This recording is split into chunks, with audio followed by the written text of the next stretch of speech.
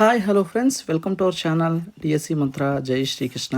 Right, అయితే మనం గత క్లాస్లో స్వర్ అంటే ఏంటో తెలుసుకున్నాం, తర్వాత వ్యంజన్ అంటే ఏంటో తెలుసుకున్నాం. ఇప్పుడు అసలైన టాపిక్ అండి.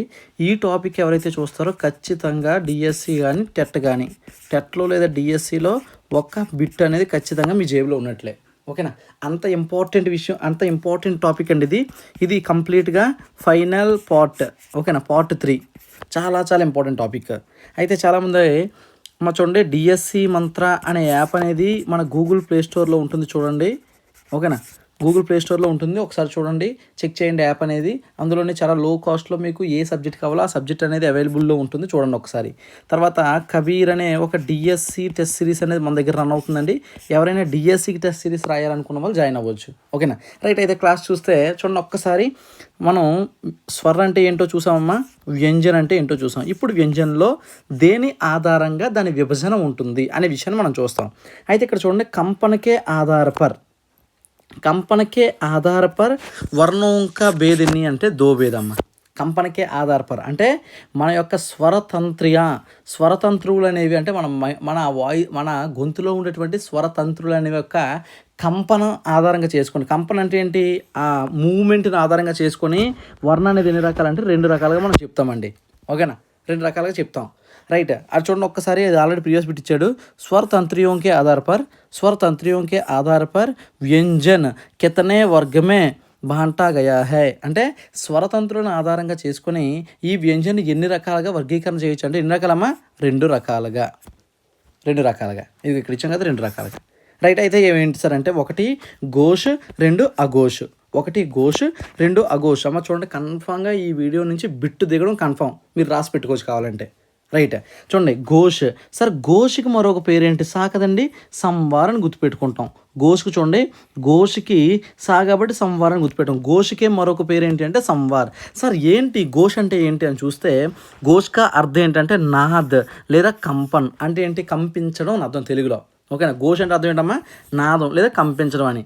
అంటే దీని యొక్క డెఫినేషన్ మనం చూసినట్లయితే, జిన్ వర్ణోంకా ఉచ్చరణ కర్తే సమయం, ఏ వర్ణాలను అయితే ఉచ్చరించేటప్పుడు స్వరతంత్రియోమే, ఏదైతే మన వాయిస్లో మన గొంతులో ఉండే స్వరతంత్రులు ఉంటాయో వాటి యొక్క కంపన్, ఓకేనా, అవి కానీ కంపించడం జరిగితే వాటిని ఏమంటామనంటే ఘోష్ వ్యంజన్ అని అంటామమ్మా. ఒక్కసారి మళ్ళీ చూడండి, మన గొంతులో మన వాయిస్లోని మనం ఈ యొక్క వర్ణాలని, ఓకే, ఈ వర్ణాలను మనం ప్రొనౌన్సియేషన్ చేసినప్పుడు అవి కంపించాయి అనుకోండి, వాటిని మనం ఏమంటామంటే ఘోష్ వర్ణ అని అంటాం. చాలా చాలా ఇంపార్టెంట్ డెఫినేషన్, అర్థం చేసుకోవాలి బాగా. ఓకేనా, ఏ వర్ణాలు అయితే వర్ణాలను ఉచ్చరించినప్పుడు మన స్వరతంత్రువులు కానీ కంపించాయి అనుకోండి, దాన్నే మనం ఘోష్ వర్ణ అని అంటాం. ఓకేనా, అయితే సార్ మరి ఘోష్ వర్ణ ఈ వ్యంజన్లో ఏది, ఘోష్ వర్ణ అంటే ఏంటి అనే పాయింట్ మనం చూస్తే ఒక్కసారి చూడమ్మా.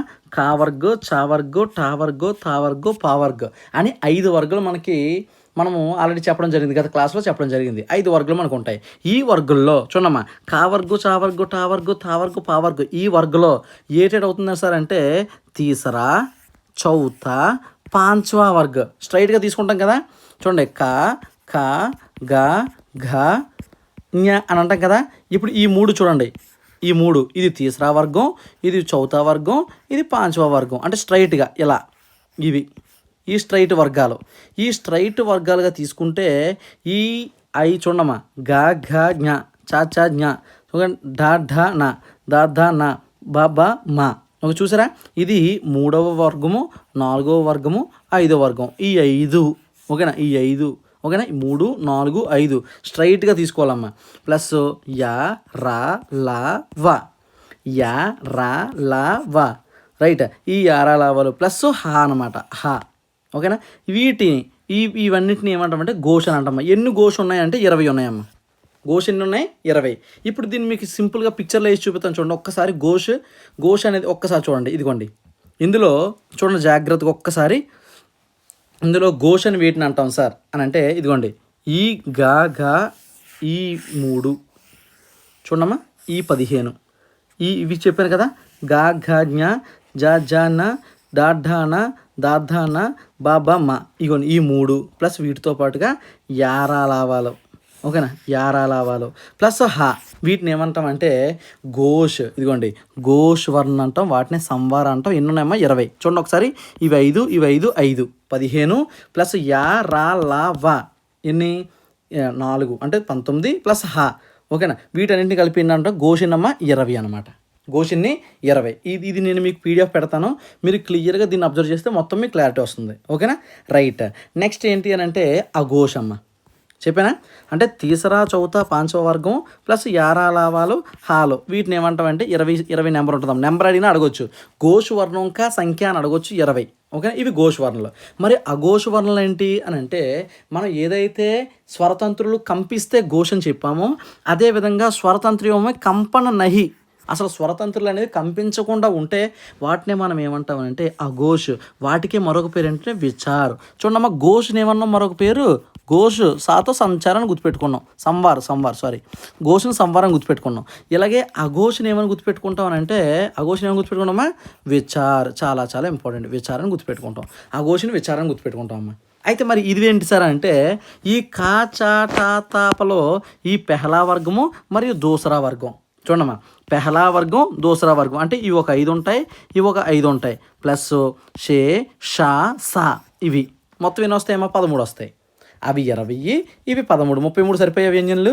కాబట్టి ఘోష్ వ్యంజన సంఖ్య అని అడిగాడు అనుకోండి, ఘోష్ వ్యంజన సంఖ్య ఎంత అంటే 20, అఘోష్ వ్యంజన సంఖ్య ఎంత అంటే 13. అవి ఏంటి సార్ అంటే పెహలా వర్గము దూసరా వర్గం షే షా సా. ఓకేనా, ఒక్కసారి మళ్ళీ మీకు పిక్చరైజేషన్లో చూపిస్తే చూడమ్మా, ఈ మూడింటిని ఏమని చెప్పాను? వీటిని ఘోష్ వర్ణాలు అని చెప్పాను. ఈ 3 ప్లస్ యారాలావాలు ప్లస్ హా, ఈ మూడిట్లు ఏమన్నామంటే ఘోష్ వ్యంజనులు 20 ఉంటాయని చెప్పాను.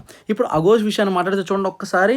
అఘోష్ అనేది రెడ్ సింబల్ ఉంది కదమ్మా, ఈ రెడ్ సింబల్ ఉన్నదంతా కూడా ఇదిగోండి, ఇది ఈ 2 ప్లస్ షే షా సా, ఇది ఏంటి అంటే అఘోష్. దీన్నే విచార్ అని అంటాం. చూడండి, చాలా క్లియర్గా పిక్చరైజేషన్లో క్లియర్గా ఇచ్చాను, పీడిఎఫ్ పెడతాను, మీరు జాగ్రత్తగా చదువుకుంటే చాలు. ఆ ఘోషిని విచారం అంటాం. ఎన్ని వచ్చాము? 13. అవి అంటే చూడండి రెడ్ కలర్లో ఉన్నాయి కదా, ఈ రెడ్ కలర్లో ఉండే బాక్సులు 2 కూడా ఆ ఘోష్ విచార్ అవుతుంది. ఓకేనా, చెప్పండి. స్వరతంత్రియోంకి ఆధారపర వ్యంజనంకి సంఖ్య 2. ఒకటి ఏంటి అంటే ఘోష్ వ్యంజనం ఒకటి ఉంటుందమ్మా, ఆ ఘోష్ వ్యంజనం ఉంటుంది. మరి ఘోష్ వ్యంజనం ఏమంటాం? సా కాబట్టి సంవారం అంటాము. ఇవి ఎన్ని ఉంటాయి సార్ అంటే 20 ఉంటాయి. మరి ఆ ఘోష్ ఏమంటాం అంటే విచారణ అంటాం. ఇవి ఎన్ని ఉంటాయి అంటే 13 ఉంటాయి. మొత్తం కలిపితే 33. సింపుల్గా అలా చదువుకోవాలి. ఓకేనా, అది ఏంటి అని అంటే కంపనకే ఆధారపర్. చూడమ్మా, కంపనకే ఆధారపర్ అయితే 2 రకాలు. ఏది? ఘోష్, అఘోష్. ఓకేనా, ఇక్కడ క్లారిటీ ఉంది కదా. నెక్స్ట్ తర్వాత శ్వాసవాయువుకి ఆధారపర్. శ్వాసవాయువు అని ఏంటంటే అంటే నువ్వు అక్షరాన్ని నువ్వు ఏదైతే ఆ వర్ణం ఉందో వర్ణాన్ని పలికే సమయాన్ని బట్టి, ఓకేనా, వర్ణాన్ని పలికే సమయాన్ని బట్టి చూడండి. శ్వాసవాయువుకి ఆధారపర్ ఎన్ని రకాలమ్మా? 2 భాగ్. ఒకటి అల్పప్రాణం, 2 మహాప్రాణం. ఓకేనా, ఈ వ్యంజనులు ఒకటి అల్పప్రాణగాను 2 మహాప్రాణగాను విడదీయడం జరుగుతుంది. ఓకేనా, రైట్. చూద్దాం సార్ ఏంటి సార్ అల్పప్రాణ ఏంటి, మహాప్రాణ ఏంటి చూద్దాం. అల్పప్రాణ అంటే ఏంటో చూద్దాం. జిన్ వర్ణోంక ఉచ్చారణ కర్తే సమయం, ఈ వర్ణాలని ఉచ్చరించేటప్పుడు హవా కమ్మ మాత్రమే బాహర్ నికల్తీ హై. చెప్పాను కదా, అంటే మన గాలి వచ్చే టైం అనేది గాలి వచ్చే అంటే గొంతులోంచి గాలి వచ్చే టైం అనేది చాలా తక్కువగా ఉంటుంది. కమ్మ మాత్రమే రాతా హై. ఓకేనా, అల్పప్రాణ. అల్ప అంటే ఏంటమ్మా? చిన్నది కదా, చిన్న లేదంటే తక్కువ అని కదా వస్తుంది. కాబట్టి ఏంటంటే హవా అనేది కమ్ మాత్రమే బాహర్ నికల్తే, చాలా తక్కువలో బయటకు వస్తుంది అనమాట. వాటిని ఏమంటామంటే అల్పప్రాణ అంటాం. సరే, అల్పప్రాణాలు ఏమవుతాయి అని అంటే 1వ వర్గం అవుతుంది, 3వ వర్గం అవుతుంది, 5వ వర్గం అవుతుంది. ఓకేనా, వీటిని ఏమంటారు? అల్పప్రాణ. వీటితో పాటు యా రా లావాలు కూడా అల్పప్రాణ అవుతాయి. ఓకేనా, అల్పప్రాణం అవుతాయి. ఇప్పుడు మళ్ళీ నేను మీకు పిక్చర్ చూపించాలి. ఒక్కసారి చూడండి, ఇవ్వండి అల్పప్రాణాలు చూడండి. కా ఈ వర్గం అంతా ప్లస్ ఈ వర్గం అంతా ప్లస్ ఈ వర్గం అంతా ఎల్లో కలర్లో రాసిందంతా చూడడం. ఇక్కడ కూడా ఎరలవాలి. ఈ విధంగా ఎల్లో కలర్లో రాసినవన్నీ కూడా ఏంటంటే అల్పప్రాణులు. చూడండి, అల్పప్రాణ్. మీ ఫోన్లో జస్ట్ పీడిఎఫ్ పెట్టుకోండి, లేదంటే ఒక స్క్రీన్ షాట్ తీసుకోండి క్లియర్గా, చాలు. ఇంకా మీ మైండ్లో స్టిక్ ఆన్ అయిపోద్ది. ఎలాంటి బిట్ ఇచ్చినా సరే చేస్తారు, నేను చేసేలా చేస్తాను ఖచ్చితంగా. ఓకేనా, చూడండి ఒకసారి అల్పప్రాణం అంటే ఈ వర్గం అల్పప్రాణమ్మ, మళ్ళీ 3వ వర్గం ఇది అల్పప్రాణమ్మ, మళ్ళీ 5వ వర్గం అల్పప్రాణమ్మ. వాటితో పాటుగా ఇక్కడ యారాలావాలు ఉన్నాయి కదా ఎల్లో కలర్లో, ఇవి కూడా అల్పప్రాణమ్మ. కాబట్టి అల్పప్రాణంకి సంఖ్య ఎంత? 15 + 4 ఎంతమ్మా? 19. అల్పప్రాణాలు ఎన్ని? 19 అని గుర్తుపెట్టుకుంటాం. రైట్, అది అల్పప్రాణం. సార్ మరి అల్పప్రాణం అల్పప్రాణ తర్వాత మహాప్రాణ. ఓకేనా? అల్పప్రాణ అంటే తక్కువ సమయంలో మాట్లాడితే అల్పప్రాణ, మహాప్రాణ అంటే చూద్దాం. जिन वर्णों का उच्चारण करते समय हवा అధిక మాత్రమే చాలా ఎక్కువ టైం తీసుకొని బయటకు వస్తుందమ్మా. హవా గాలి అనేది చాలా ఎక్కువ టైం తీసుకొని బయటకు వస్తుంది కాబట్టి ఓకేనా, దీన్ని ఏమంటామంటే మహాప్రాణ్ అంటాం. ఏమంటామా? మహాప్రాణ్. మరి మహాప్రాణ్ అంటే ఏంటి సార్ అంటే చూడమ్మా, రెండో వర్గం. ఇది కాకాల వర్గం. కా చా టా తాఫాలో తాత ఇగోండి గా జ ఢ ధ బా ఉన్నాయి చూసారా, ఇది రెండో వర్గం, ఇది నాలుగో వర్గం. వీటితో పాటుగా షే షా షా సహ. ఓకేనా, ఇవి అనమాట. చూడాలి ఒక్కసారి పిక్చరైజేషన్లో చూస్తే మీకు క్లారిటీ వస్తుంది. ఇందులోని చూడండి మిగిలి ఉన్నాయి కదా, ఈ వర్గం ఉంది కదా, ఇది ప్లస్ ఇదిగోండి ఇది. తర్వాత ఇక్కడ రాశాను కదా మహాప్రాణులని, ఇదిగోండి చూడండి మహాప్రాణులను రాశాను. ఈ వర్గం, దాని తర్వాత ఈ వర్గం అంతా కూడా మహాప్రాణే. ఈ వర్గం అంతా కూడా ఏమవుతుందంటే మహాప్రాణ అవుతుందన్నమాట. ఇప్పుడు మీకు క్లారిటీ రావాలి. ఓకేనా? అసలు ఏంటి ఘోష్ అఘోష్? ఓకేనా? ఏంటి అల్పప్రాణం మహాప్రాణం? ఈ పిక్చర్ని చూసినట్లయితే ఒక్కసారి చూడండమ్మా, మీకు అర్థమయ్యే ఉంటుంది. ఒకసారి ప్రీవియస్ బిట్ ఇచ్చాడు. ఎలా అంటే ప్రత్యేక వర్గక, చూడండి ప్రతి వర్గం యొక్క దూసరా చౌతా వర్ణం క్యా కహలా జాతా హై. చెప్పండి మీరు ఒకసారి చూడండి. ప్రత్యేక వర్గంలో ఉన్నటువంటి రెండవ లైను నాలుగవ లైను వర్ణాలు, రెండవ లైను నాలుగవ లైన్ వర్ణాలు క్యా కహలాయ జాతా హై ఏమంటామని అడిగాడమ్మా. మహాప్రాణ, అల్పప్రాణ, ఉక్షిప్త వ్యంజన, అనునాసిక వ్యంజన. అనునాసిక వ్యంజన కాదు కదా, ఉక్షిప్త వ్యంజన డాడ్డాలు అవి కాదు కదా, మరి అల్పప్రాణ వ్యంజన అంటే అది కాదు కదా, మహాప్రాణ వ్యంజన అవుతుంది. ఎందుకంటే ఇదిగోండి రెండవ వర్గం ఇది, నాలుగో వర్గం ఇది, వీటితో పాటు ఇవి. ఓకేనా? వీటిని ఏమంటామంటే మహాప్రాణ వ్యంజనలు అని అంటాం. ఓకేనా? చూడండి బిట్టు ఏ విధంగా అయినా ఫ్రేమ్ చేయొచ్చు, మనం దానికి రెడీగా ఉండాలి. ఓకేనా? అయితే మనం ఇప్పటివరకు ఏం మాట్లాడాం సార్ అంటే ఘోష్ అంటే ఏంటి? ఓకేనా? ఆ ఘోష్ అంటే ఏంటి? ఇది కంపనకి ఆధారపర్. ఓకేనా? మరి శ్వాస వాయువుకి ఆధారపర్, శ్వాస వాయువుకి ఆధారపర్ అంటే ఎంత టైం పడుతుంది అనే దాన్ని చూసుకుంటే ఒకటి అల్పప్రాణ మాట్లాడడం, రెండు మహాప్రాణ మాట్లాడడం. ఓకేనా? అవన్నీ ఎందులో పెట్టామంటే ఇగోండి ఈ ఒక్క పిక్చర్లో పెట్టాను. జాగ్రత్తగా మీరు చూస్తే ఈ ఒక్క పిక్చర్లో చూడండి. ఒక్కసారి క్లియర్గా మళ్ళీ ఒకసారి చెప్తాను. ఫస్ట్ మనం ఘోష్ అఘోష్ కోసం మాట్లాడదాం. ఘోష్ అని అంటే 20 కదమ్మా, 20 కదా. ఘోష్ లేటెడ్ చెప్పాం ఘోష్ అని అంటే ఇగోండి ఈ మూడు. ఓకేనా? ఈ మూడు ఘోషే యారా లావాలు. ఇది ఘోషే హా, ఇది ఘోషే. చూడండి ఒక్కసారి యారా లావాలు హా, ఈ అన్ని ఈ రెండు 5, ఇదేమో ఈ 3, ఇవేమో 15, మొత్తం ఏంటంటే 20. వీటిని ఘోష్ అంటామమ్మా. చూడండి ఒక్కసారి ఇవి ఘోష్ వ్యంజనలు. మీరు జాగ్రత్తగా అబ్జర్వ్ చేయాలి. ఓకేనా? ఎందుకంటే తప్పు చేసే అవకాశం ఎక్కువగా ఉంది కాబట్టి. ఇవి కాకుండా మిగిలినవన్నీ ఏమవుతాయమ్మా అఘోష్ అవుతాయి. చూడండి ఇగోండి రెడ్ మార్క్లో ఉన్నవన్నీ కూడా ఏంటి అంటే ఇగోండి రెడ్ మార్క్లో ఉన్నవన్నీ ఏంటి అని అంటే అఘోషులు అయ్యాయి. ఓకేనా? అది ఘోషు అఘోషు. మరి అల్పప్రాణ మహాప్రాణ అంటే ఇగోండి 1వ, 3వ, 5వది అల్పప్రాణ అవుతుంది. వీటితో పాటు యారాలావాలు కూడా అల్పప్రాణ అవుతాయి. కాబట్టి ఇవి 4, ఇవి 15, మొత్తం ఏంటంటే 19 అల్పప్రాణులు, 19 అల్పప్రాణులు. మరి మహాప్రాణులు అంటే ఇదిగోండి ఈ లైను, ఈ మధ్యలో ఉండే 2వ లైను, ఈ మధ్యలో ఉండే 4వ లైను ప్లస్ ఇది మొత్తం, ఇది మహాప్రాణం. ఎన్ని అయ్యండి ఇవి 2 10, 10 + 4 14, 14 ఏమో మహాప్రాణులు, 19 ఏమో అల్పప్రాణులు, 14 ఏమో మహాప్రాణులు, అవి కూడా 33. ఓకేనా? సరిపోయింది. నెక్స్ట్ ఇక్కడికి ఇది చాలా ఇంపార్టెంట్ అండి. ఇప్పుడు ప్రీవియస్ బిట్స్ చూడండి ఒక్కసారి. ఓస్ట్యు ఇందాక చెప్పాను మీకు ఆల్రెడీ, గత క్లాస్లో చూసారు మీరు. రైట్, ఓస్ట్ ఇవి ఒక్కసారి చూడండి.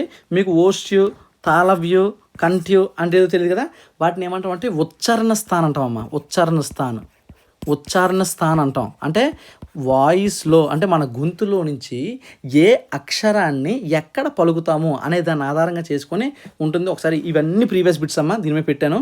ఈ ప్రీవియస్ బిట్స్ అన్నీ మీకు చెప్తాను. ఫస్ట్ ఉచ్చారణ స్థానం అనే టాపిక్ చెప్పేస్తాను. చూడండి ఉచ్చారణ స్థానం అమ్మ. చూడండి మీకు బిట్ ఫ్రేమ్ అయితే టఫ్గా బిట్ ఇవ్వాలనుకుంటే ఘోష్ అఘోష్ అల్పప్రాణం ఉచ్చారణ స్థానం మొత్తం మిక్స్ చేసి అడుగుతాడమ్మా.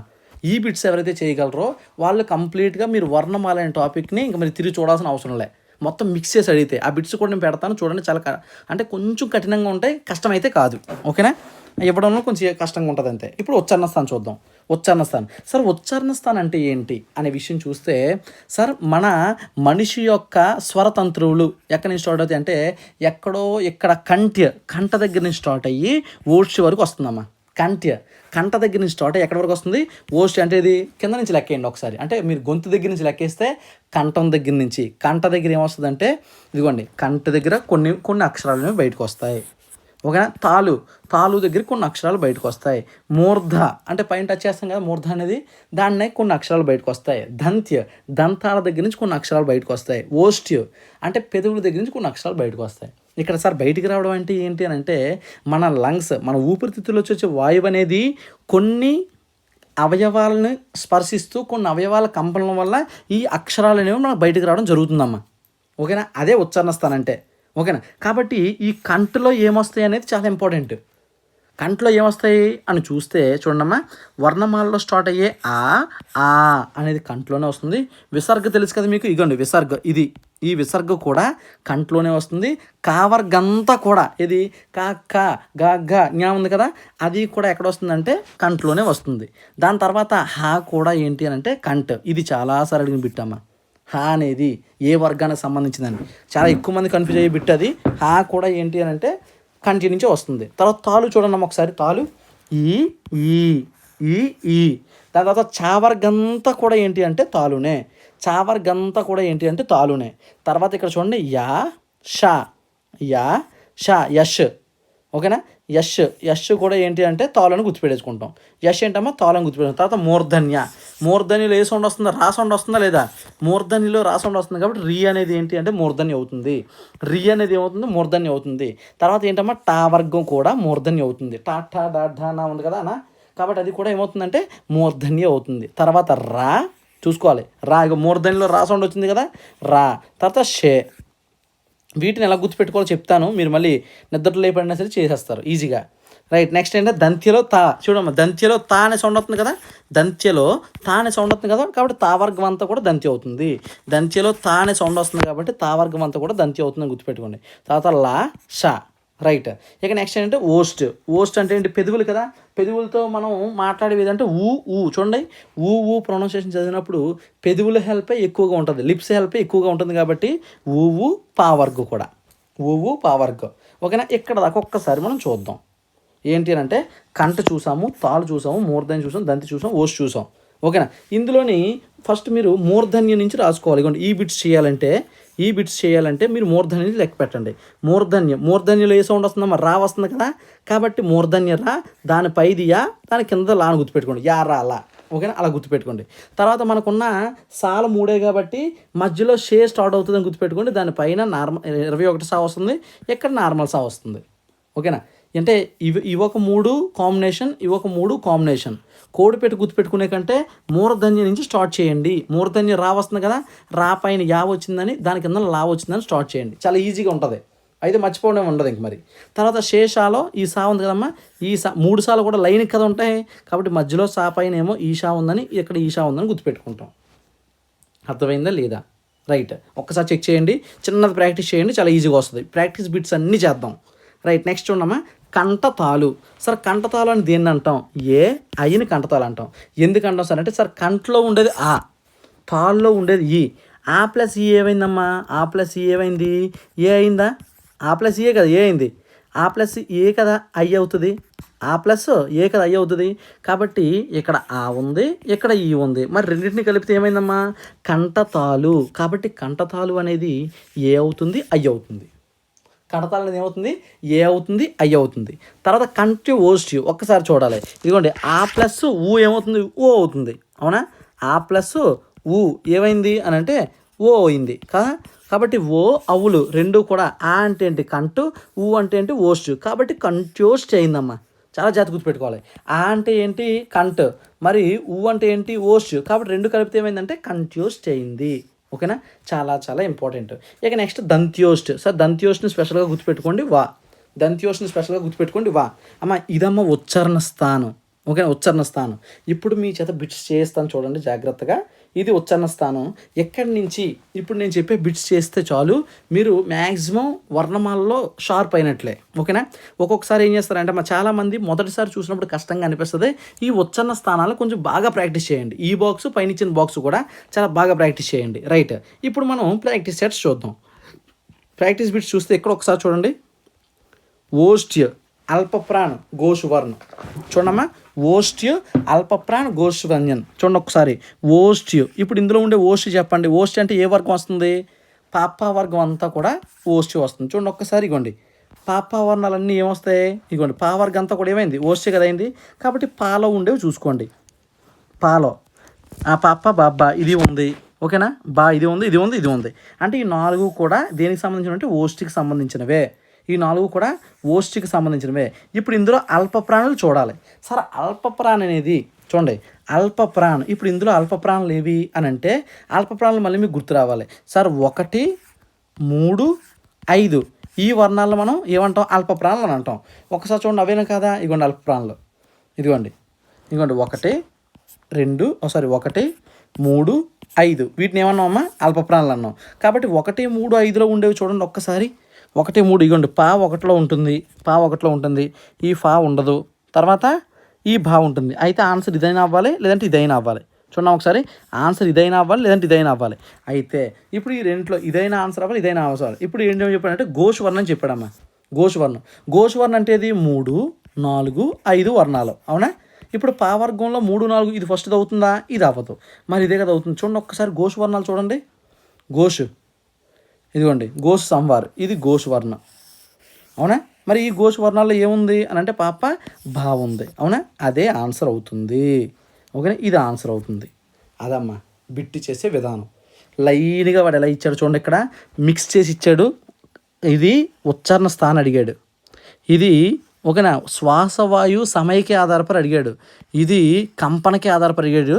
ఈ 3 కలిపి ఎవరైతే బిట్స్ చేయగలరో, ఈ 3 కలిపి ఎవరైతే బిట్స్ చేయగలరో వాళ్ళు ఖచ్చితంగా వర్ణమాల అనే టాపిక్ని క్లియర్గా చేయగలరు, ఓకేనమ్మా? వర్ణమాల అనే టాపిక్ అంతా కూడా చాలా క్లియర్గా చేయగలరు. ఇది ఎగ్జాంపుల్కి ఒక బిట్, ఓకేనా? ఈ మిగిలిన బిట్స్ ఎవరు చేయాలంటే మీరే ప్రాక్టీస్ చేయాలి. ఇది పీడిఎఫ్ నేను పెడతాను, ఓకేనా? యాప్లో అయితే యాప్లో పెడతాను, లేదంటే మన టెలిగ్రామ్ ఛానల్ ఉంది కదమ్మా, టెలిగ్రామ్ ఛానల్లో పెడతాను. ఆ పీడిఎఫ్ మీరు చేయండి. చూడండి, ఇది కూడా సేమ్ అలాంటి క్వశ్చనే, ఇది కూడా సేమ్ అలాంటి క్వశ్చనే. ఈ క్వశ్చన్లన్నీ కూడా ఇవ్వండి. ఇది చూడండి ఒకసారి, కంఠ తాళవ్యు. సార్ కంఠ తాళవ్యు, కంఠ అంటే ఏది సార్? ఆ కదా, ప్లస్ తాళంటే ఏది? ఈ కదా, ఆ ప్లస్ ఈ ఏమైంది? ఏ కదా అయింది. ఏది? ఇగో ఇవి కంఠ తాళవ్యు అవుతాయి. చూడండి ఒక్కసారి, ఇగో ఇక్కడ చెప్పాం కదా, ఇగో కంఠతాలు, ఏ ఐలు కంఠతాలు, ఓకేనా? చాలా చాలా ఇంపార్టెంట్. నేను మరలా చెప్తున్నాను, మనం వ్యాకరణం అనేది ప్రీవియస్ ఇయర్స్ బిట్స్ ద్వారా చెప్తున్నాం కాబట్టి మీరు ఒక్కసారి ఇటువంటి బిట్స్ని ప్రాక్టీస్ చేయగలిగితే మీకు ఎనలేని అంటే కాన్ఫిడెన్స్ అనేది వస్తుందమ్మా ఖచ్చితంగా. ఇప్పుడు చూడండి, ఇది చూడండి, కంట్యోస్ట్ దీర్ఘస్వరం అడిగాడమ్మా. కంట్యోస్ట్ దీర్ఘస్వరం గుర్తుపెట్టుకోవాలి. ఇక్కడ అడిగింది వ్యంజన కాదు, స్వర్ అడిగాడు, ఓకేనా? దీర్ఘస్వరం అడిగాడు. ఇప్పుడు దీర్ఘ అంటే చూడండి, ఈ రి అనే దీర్ఘ కాదు కదా, ఇది అల్ప కదా, కాబట్టి ఇది ఫస్ట్ ఎలిమినేట్ అయిపోద్ది, ఓకేనా? ఇది అల్ప కాబట్టి ఫస్ట్ ఎలిమినేట్ పోయింది పక్కకి. తర్వాత ఏముంది? ఊ ఉంది, అవ్వు ఉంది, ఏ ఉంది, ఓకేనా? ఊ ఉంది, అవ్వు ఉంది, ఏ ఉంది. కాబట్టి చూద్దాం. కంట్యు ఓస్ట్యు. కంట అంటే ఆ ప్లస్ ఓస్ట్ అంటే ఊ. ఆ ప్లస్ ఊ ఏమవుతుందమ్మా? ఓ అవుతుంది కదా. ఇక్కడ ఓ ఏముంది? ఇదే కదా ఉంది, ఓ ప్లస్ అవ్వు అని. ఇది ఆన్సర్ అవుతుంది, ఓకేనా? దీర్ఘస్వరం చాలా చాలా ఇంపార్టెంట్. చూసారా, ఇక్కడ షే యొక్క ఉచ్చారణ స్థానం చెప్పండి. షే అంటే చెప్పాను కదా, సా. ఇది సా ఏమవుతుంది అంటే మూర్ధని అవుతుంది. దానిపైన ఉండే షే ఏమవుతుంది? తాలు అవుతుంది. దాని కింద ఉండే సా ఏమవుతుంది? మూర్ధని తర్వాత దంతి అవుతుంది. కాబట్టి ఈ షే ఏమవుతుందమ్మా? తాలు అవుతుంది. ఇది ఆన్సర్. చూద్దాం ఒకసారి పైన. ఇదిగో చూడండి, ఏది? ఇది కదా, ఇదిగోండి చూడండి ఒక్కసారి, ఏమైంది? తాలు అయింది. చూసారా? ఈ బిట్స్ అన్నీ మీరు ప్రాక్టీస్ చేస్తే ఒక్కసారి రా చూడండి ఎలా ఉందో. ఇటువంటి బిట్స్ని మీరు ప్రాక్టీస్ చేస్తే ఇంకా ఎందుకు భయం అనిపిస్తుంది సబ్జెక్ట్లో చెప్పండి ఒకసారి. రా యొక్క వివరం చూడండి. రా చూడండి ఒకసారి, ఇందులో ఏది ఉంది అనే విషయం చూద్దాం. ఫస్ట్ రా చాలా కష్టమైనది ఇది. ఈ బిట్ చేసి ఆపుదాము. ఒకసారి చూడండి, రా అనేది సార్ వత్స అనే వ్యంజనలు చెప్పాను. ఏది? సా, రా, లా, అవునా? మరి ఇందులో రా ఉందా లేదా? కాబట్టి ఇది అయ్యే ఛాన్స్ ఉంది, అది అలా ఉంచుతాం, ఓకేనా? లుంటిత్ లేదా ప్రకంపిత్. లుంటిత్ లేదా ప్రకంపిత్. సార్ పార్శ్విక్ అని దేనన్నాం? లానన్నాం, అవునా? పార్శ్విక్ అని దేనన్నాం? లానన్నాం. కాబట్టి ఇది కాదు. వత్స్ ఉంది, ఈ వత్స్ ఉంది, కాబట్టి ఇది ఫస్ట్ పోయింది. ఎందుకనంటే పార్శ్విక్ అంటే ఏదమ్మా మీకు ఆల్రెడీ చెప్పాను, ఒకసారి మీకు చూపిస్తాను చూడండి. పార్శ్విక్ అంటే ఏం చెప్పాను? లా అని చెప్పాను. పార్శ్విక్, ఇదిగోండి పార్శ్విక్ లా, అవునా? పార్శ్విక్ అనేది లా చెప్పాను కాబట్టి అది ఖచ్చితంగా కాదు. కాబట్టి ఎలిమినేషన్ మెథడ్ కూడా చెప్పాలి. ఇదిగోండి లుంటిది లేదా ప్రకంపితులు ఏమొస్తుంది, రా వస్తుంది. కాబట్టి లుంటిది లేదా ప్రకంపితులో రా వచ్చింది కాబట్టి ఇప్పుడు ఆ బిట్ చేయాలి. అంటే ఫస్ట్నే పార్శ్విక్ అనే ఉండేది, ఇదిగోండి ఇక్కడ పార్శ్విక్ అని ఉండేది ఎలిమినేట్ అయిపోయింది. ఇంత టఫెస్ట్ బిట్ ఇచ్చినప్పుడు మనం వెయిట్ చేయాలంటే ఎలిమినేషన్ ప్రాసెస్ అయినా సరే వాడుకొని వెళ్ళాలమ్మా. ఇది ఎలిమినేట్ అయిపోయింది కాబట్టి మనకి ఏముంది, ఇది ఇది ఇది ఈ 3 మిగిలాయి. ఇక్కడ మూడిట్లకు కూడా వత్సే ఉంది కాబట్టి రా అనేది వత్స వ్యంజనే. ఇప్పుడు లుంటిత్తు, ఇప్పుడు సంఘర్షి అని ఉంది చూడండి ఒక్కసారి. లుంటిత్తు సంఘర్షి, సంఘర్షి వ్యంజనం అవుతుందా, అవ్వదు. కాబట్టి ఇది పోయింది. ఇంకేమున్నాయి, లుంటిత్తు ఇది ఉంది. ఇప్పుడు ఇక్కడ సగోష్ అన్నాడు, ఇక్కడ అఘోష్ అన్నాడు. ఓకేనా, ఇక్కడ సగోష్ అన్నాడు, ఇక్కడ అఘోష్ అన్నాడు. ఇప్పుడు అది రా అనేది అఘోష్లోకి వెళ్తుందా సఘోష్లోకి వెళ్తుందా, అంటే ఘోష్లోకి వెళ్తుందా అఘోష్లోకి వెళ్తుందా అని చూస్తే ఇందులోకి వెళ్తుందమ్మా. రా అనేది చూడండి ఒక్కసారి, రా అనేది ఇందులోకి వెళ్తుంది, అల్పప్రాణం. రైట్, అల్పప్రాణం ఘోష్లోకా అఘోష్లోకా, ఘోష్లోకి వెళ్తుంది అది. ఇదిగోండి అల్పప్రాణం ఎక్కడ ఉందమ్మా, ఘోష్లో ఉంది. అల్పప్రాణం ఘోష్లో ఉంది కాబట్టి అది ఫస్ట్ది ఆన్సర్ అవుతుంది. దానికి ఫస్ట్ది ఆన్సర్ అవుతుందమ్మా. ఆన్సర్ ఏమవుతుంది, ఇది. నిజానికి ఇదేమీ అంత సామాన్యమైనటువంటి బిట్ కాదు, కానీ ఇటువంటి బిట్స్ ప్రాక్టీస్ చేస్తే మనం చాలా షార్ప్ అవుతుంది, మన మైండ్ ఇంకా షార్ప్ అవుతుంది. ఓకేనా, కాబట్టి ఈ పీడిఎఫ్ అంతా నేను మీకు పెడతాను. ఇదిగోండి ఇవన్నీ ఈ బిట్స్ అన్నీ మీరు ప్రాక్టీస్ చేయొచ్చు హ్యాపీగా. ఈ పీడిఎఫ్ నేను పెడతాను. ఓకేనా, రైట్. టెలిగ్రామ్ ఛానల్లో కానీ లేదంటే మన యాప్లో కానీ పెడతాను, తీసుకోవచ్చు మీరు. రైట్, ప్రాక్టీస్ చేయొచ్చు అనమాట. అదవుతుందండి. ఇలాంటి వ్యాకరణం కంప్లీట్గా మనం ఈ వర్ణమాల అనే టాపిక్ని కంప్లీట్ చేసాము. ఇటువంటివి మరిన్ని వ్యాకరణం టాపిక్స్ నేను చెప్తాను, అటు యాప్లోనే చెప్తాను, ఇటు యూట్యూబ్లోనే చెప్తాను. మీకు ఏ టాపిక్ కావాలో కామెంట్ చేయండి. ఓకేనా.